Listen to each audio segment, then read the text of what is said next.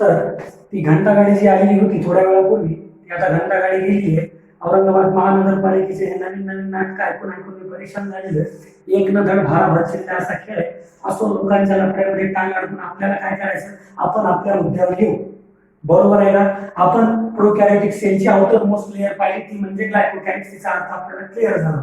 दुसरी लेअर कोणती होती, तर ही दुसरी layer second layer, it was cell wall. कळालं का. वॉल म्हणजे भिंत, मजबूत अंबुजा सिमेंट निभाई. यस, ताकतवर. ये सेल वॉल क्या करेगी, इसका फंक्शन क्या होगा, प्रोटेक्शन. जमलं का, protection. End shape, size, shape किंवा साइज डिफाइन करते. जैसे ये दीवार है, ये दीवार क्या करेगी, इस रूम की बॉर्डर को मजबूत बनाएगी और इस रूम की बॉर्डर की निश्चित और निर्धारित करेगी.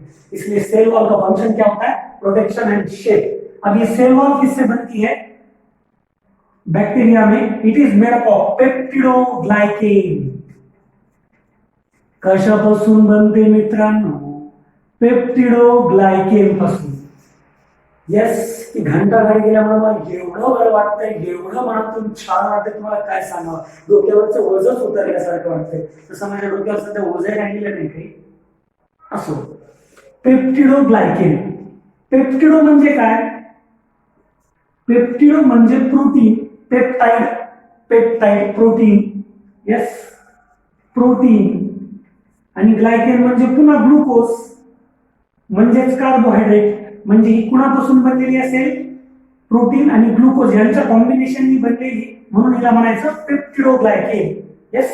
आता यांच्यामध्ये या पेप्टिडोग्लायकेनला म्हणतात, दोन प्रकारचे असतात हे पेप्टिडोग्लायकेन, म्युरिन, म्युरिन आणि सिडोम्युरिन.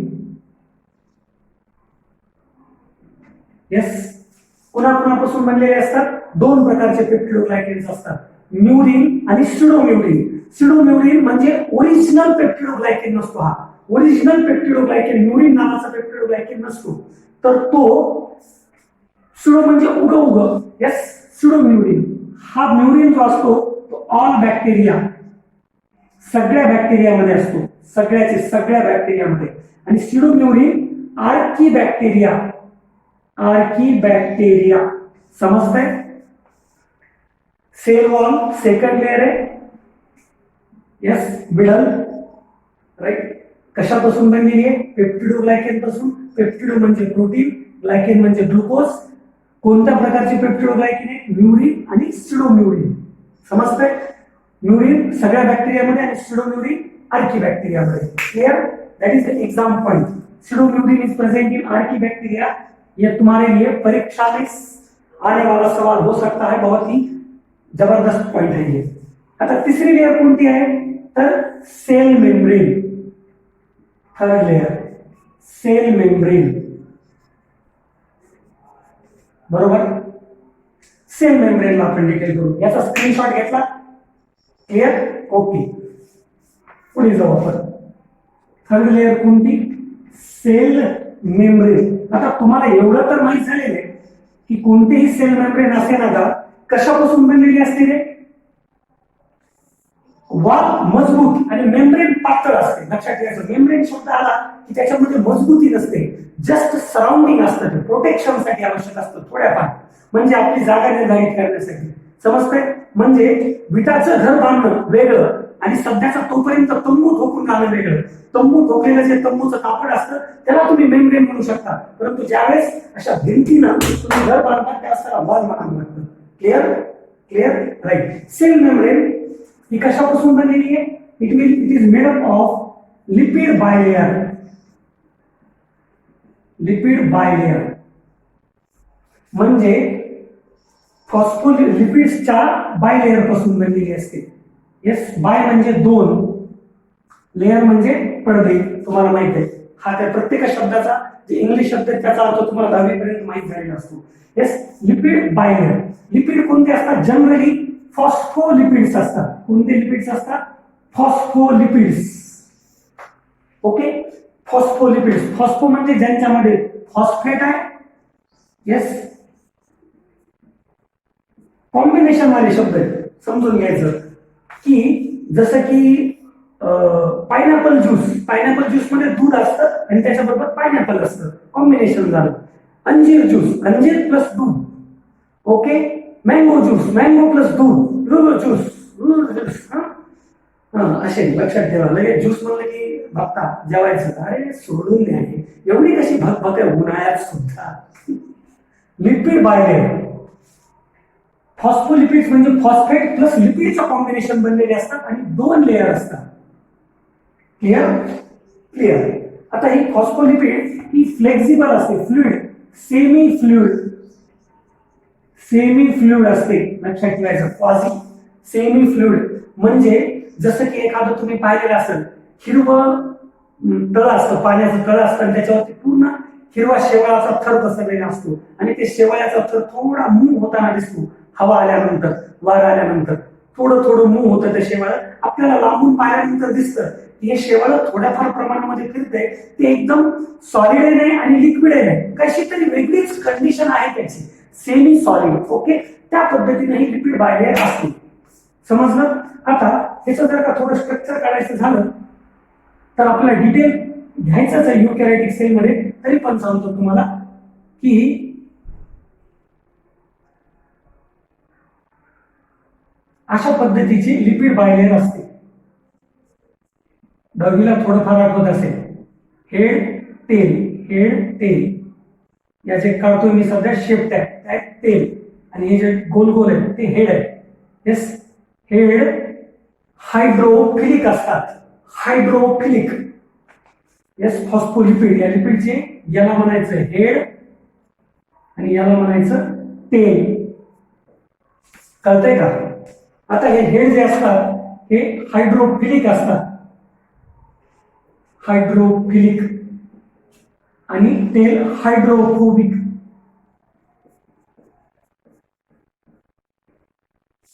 हायड्रोफिलिया. फिलिया म्हणजे हायड्रो म्हणजे पाणी, फिलिया म्हणजे मोहब्बत, इश्क, जज्बात, उल्फत.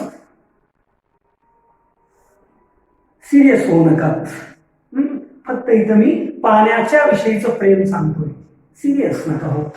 हायड्रोफिलिक, हायड्रोफोबिक मतलब दुश्मनी, यस, नफरत, तिरस्कार, इसको कहेंगे फोबिया. ये शेप्टी को पानी से तिरस्कार होता है, और ये जो सर होता है यानी कि हेड होता है, इसको पानी से मोहब्बत, लगाव होता है. इसलिए यहां पे भी पानी हो सकता है जिसे कहेंगे हम ओशियन, राइट. और यहां पे भी पानी हो सकता है जिसे हम कहेंगे साइटोप्लाज्म. कळतंय का? म्हणजे ही मेम्ब्रेन जर का नसती तर, लिपिड बायलेयर जर का नसती तर याला सेल म्हणताच आलं नसतं. म्हणजे पहा, या सेल मध्ये इथे सेल मेम्ब्रेन मध्ये बायलेयर सांगितलंय ना मी.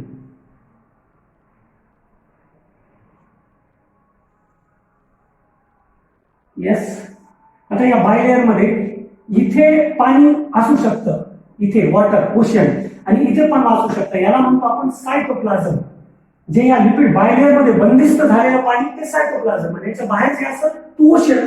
पहिले जीव कुठे निर्माण झाले? ओशन मध्ये. मधलं सायटोप्लाझम आणि बाहेरचं ओशन.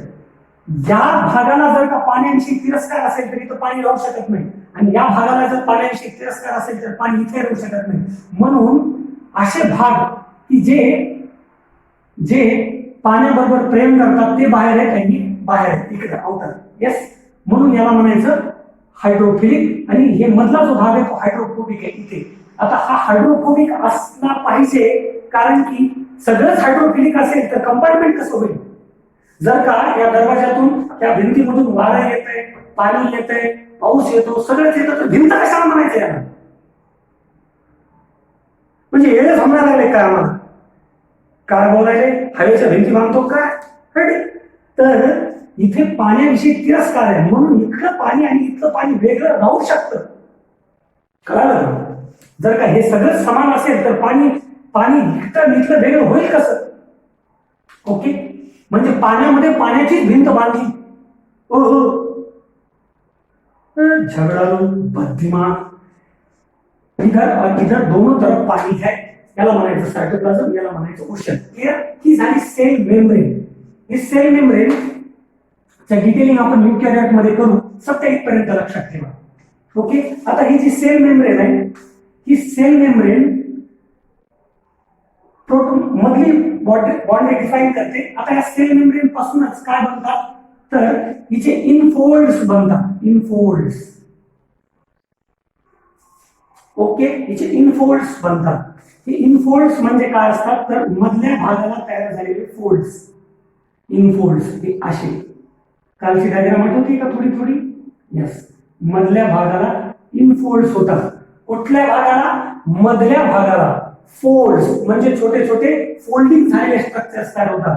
दिस इनफोल्ड्स आर कॉल्ड एज मेसोझोम्स.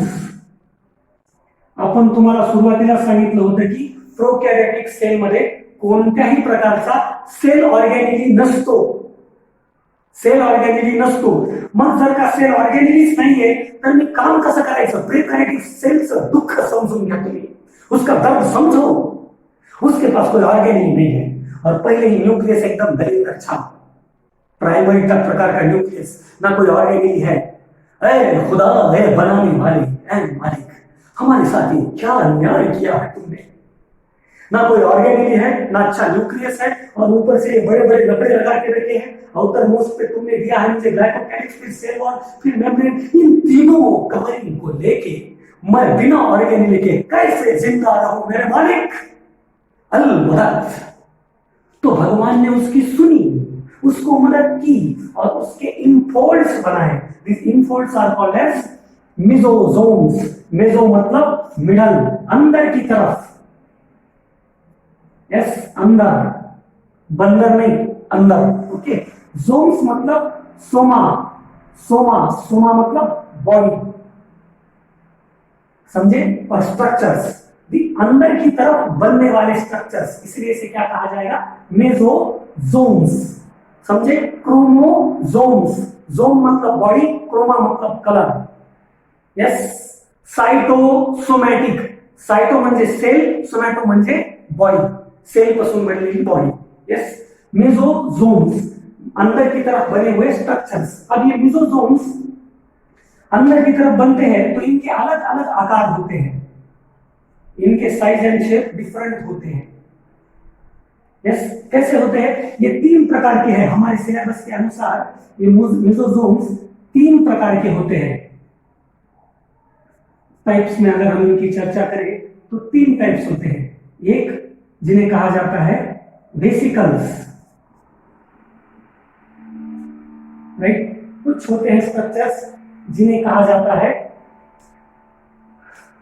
ट्यूब्यूल्स, और कुछ स्ट्रक्चर्स होते हैं जिन्हें कहा जाता है लैमेला. यस. अनेकवचनी लैमेली, सिंगुलर लैमेला, अनेकवचनी लैमेली. यस. अब ये वेसिकल्स मतलब क्या होता है? ये होते हैं चुंगड़े, चुंगड़े, गठुड़े. Yes. Bags, bags. Tubules, tubes, pipes. And lamella, what can we say?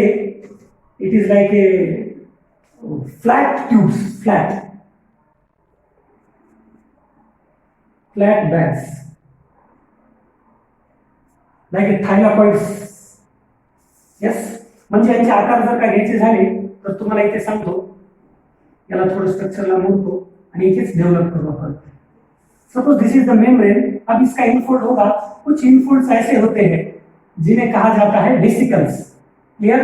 These are called as vesicles.